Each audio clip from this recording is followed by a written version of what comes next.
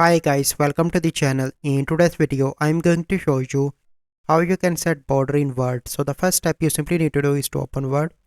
Once you open, you simply need to go on to the design and click on page borders and this window will open. Here you can see border and page borders. So let's suppose if you want box like this, and here you can see what style you want. So this one, so it is up to you, and your page will look like this.